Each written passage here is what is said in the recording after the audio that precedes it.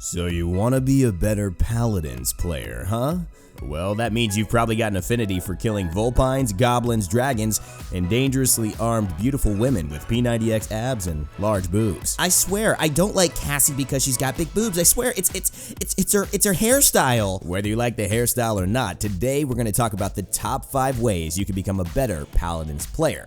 And I'm going to give you tips from my experience on how to improve your performance in the realm just by watching this video. Well, by watching this video, you will have the groundwork that you can then go lay. You'll have the materials you need, and then it's just a matter of practice and continually putting them into effect as you step into your games in the realm. My dear Goodman, are you suggesting that I have to actually practice to become a better first-person shooter player? That's not quite in my schedule.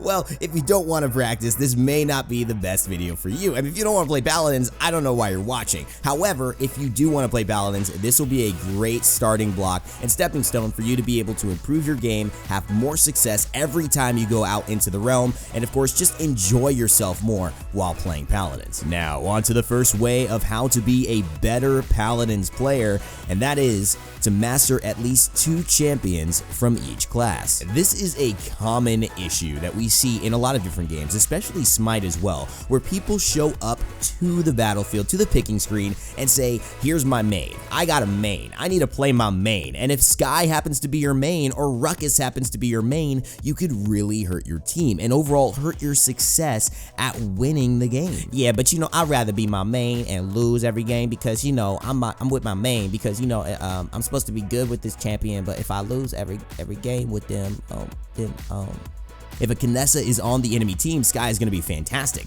But without that, Skye has a lot of weaknesses that can be countered by just awareness from other players, but also just tankier lineups or lineups that can get away from her and have very good escapes and can kill her just as fast as she can kill them. There's a lot of different ways that Skye can kind of be countered in Paladins, and if you only pick Skye every game, you're putting yourself and your team at a disadvantage because you're not always going to get a counter that is in your favor. Hey, Rende, this is Victor. What's up, man? What if somebody take a flank class from me and then I'm forced to play like tank or, you know, damage or, you know, support healing kind of crap? And that's why it's perfect to have at least 2 champions mastered in each class. If your team needs a tank, you can play one. If they need a healer, well, you got that handled too. All of this is to support your variety and coverage. See, think of yourself as Geico. You want to be nationwide, okay? You want to be State Farm. You want to be there when your team needs it. And if you're able to do that with your champion selection so your team doesn't get outdrafted every game because you only bring in a character that's easily countered, then you're going to improve your overall success. You're going to improve the way your teammates appreciate you in game. And I think you're going to overall improve your quality of life in Paladins. Now, the second way to become a better Paladins player is to understand that fighting in Paladins is a means to an end. Now, I know some of you are like, a means to an end? What kind of Gollum type stuff is this? I'm not trying to understand this riddle here. I just want to know how to be a better player. I get you. What I mean by that is that a means to an end means that you're doing things for an objective, and Paladins is an objective-based game. I mean, when you look at it, all of the fighting that you're doing, every headshot that you get is just to either delay the enemy team or stop them from capturing an objective or defending your payload. That's literally all that is happening, and so a lot of people misunderstand this and chase kills and do things that kind of incentivize a different prerogative, and that prerogative is usually killing people. I mean, come on, this is a shooter. You do want to kill people, but Paladins, like I said, is an objective-based shooter. So if you get off on this track of just trying to get kills or chasing down people who have, you know, used Master Riding as a Ruckus and instantly hexifired you while you're sniping in the backline as Kinessa, not that that's happened to me before. Because if it did, I would be willing to do anything to get revenge.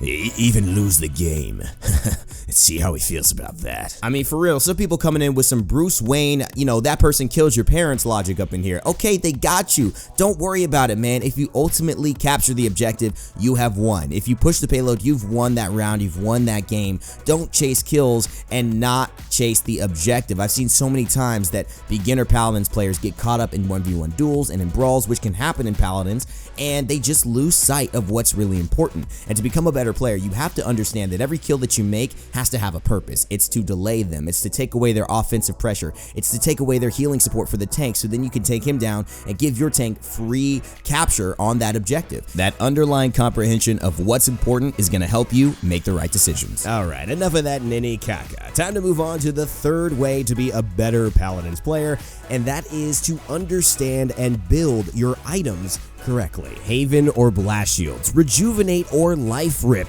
Deft Hands or excuse me, no, don't say that word. I didn't say it, guys. Don't worry. Not understanding how an item works in Paladins is just like not understanding what a wheel does in a car. You can get in, put your foot on the gas, but you're gonna find out that you're missing something pretty big when you don't know how to turn left or right. You gotta understand the mechanics of the game before you expect to be the best player that you can be. So taking time to actually go on the Paladins wiki, go in-game, and read all the tooltips of what all the items do, and to look at them as well. You know, resilience is an item in the defensive tree that says one thing, but also has certain impacts on different effects that you may not read in the actual description. So test them out. Go with a friend into custom games, go into the training range, see exactly what these items can do, and then you'll have a really good understanding of knowledge, not only as to how they'll help you, but when another player on the enemy team picks them up, how you can counter them and where they'll be stronger based on their decisions. Like my dear friend Sun Tzu says in The Art of War, if you know your enemy and you know yourself, you need not fear the result of 100 battles. If you understand your items, if you understand what those items do on the enemy team and how to counter them most importantly, then you need not fear being prepared to do your best in a Paladins game. Yet if you don't have that information, and I see this happen with newer players, that they just pick aggression or they pick deft hands on Grover, not realizing that Grover doesn't reload, so that item doesn't work for him, and they immediately are at a big disadvantage. Make sure that you understand, do a little prep, read the items, and practice with them so you know what's best to pick up. And watch guides, watch pros, watch the esports. When you have a good understanding of the items, you will be putting yourself on an even or an advantage level footing against anybody that you take on in the realm. And by the way, aggression, rest in peace. I'll see you in another life, brother. But not yet.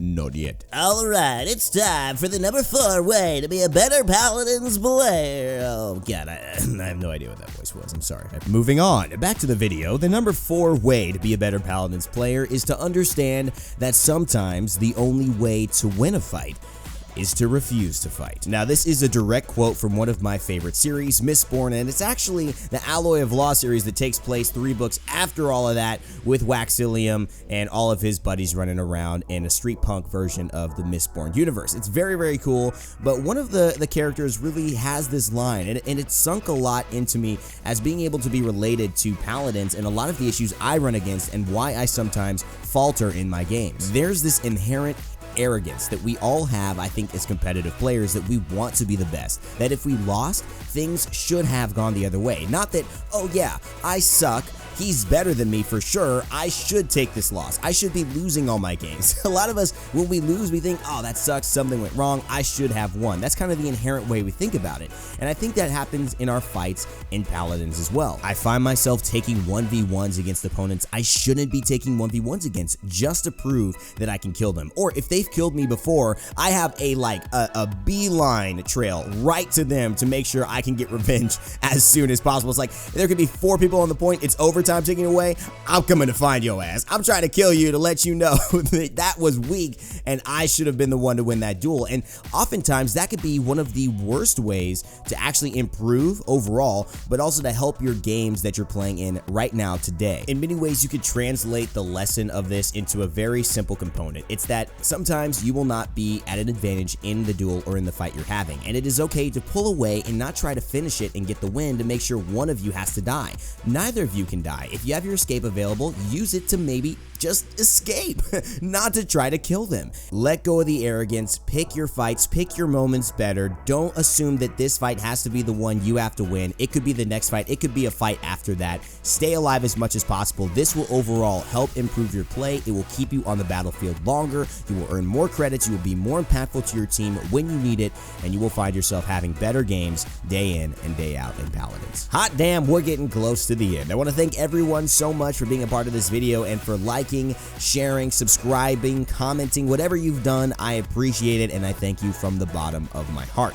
If you want to hang out with me more, remember, just subscribe, hit the notification bell, and you will be able to get every video that I put out for Paladins and all of the other games here on Rain 8 Gaming. So, ladies and gentlemen, without further ado, it's time for me to tell you what the number 5 way to be is a better Paladins player is gonna be. What is number 5 right here coming up right now? Yeah. And that is to have fun. Seriously, that's it. Make sure you enjoy yourself when you're playing Paladins. So much of us forget that part of life is enjoying. It's about living, experiencing. If your aim is to get better, we can get really focused and tied down into thinking that we only have fun when we win or when we improve. Here to tell you, spoiler, you improve every single game whether you know it or not. There's lessons for you in each loss and each victory that you could take and make as your own if you'd like to. Many of us who play competitive games have spent way too much of our lives getting upset for absolutely no reason, when there's plenty of learning opportunities there that we're just scuffing over. We're using our anger to cloud the opportunity that we have there to really dissect what we did and learn from that. When you're having fun and when your mentality is that I am enjoying this no matter what happens, you can see what you did wrong and accept it. It doesn't mean that you're not as good a person. And it may sound like an exaggeration to some of you, but it's not. I've been a soccer player my whole life. I play competitive video games all the time. I've sometimes based my value as a person on how well I've done in those games. And it's an illusion. It's fake. And I want to let you all know that. The only thing that has real value, even in this world, is you. So make sure that whatever you do, your results in life, the job you work at, the things that you spend your time in, the car that you drive, that is just something that you're choosing to do. That's something that you have in your life. It's a reflection of the energy you've been putting out, but it is not a reflection of the core of who you are, which is valuable, which is the best. And, you know, maybe you're not going to headshot everybody, but you still have value whether you win or whether you lose. So have fun, enjoy the ride. Hopefully this video helped you. And I wish you all success in the realm as you look to become better Paladins players. As always, remember to never give up, never stop gaming, and I'll see you all next time.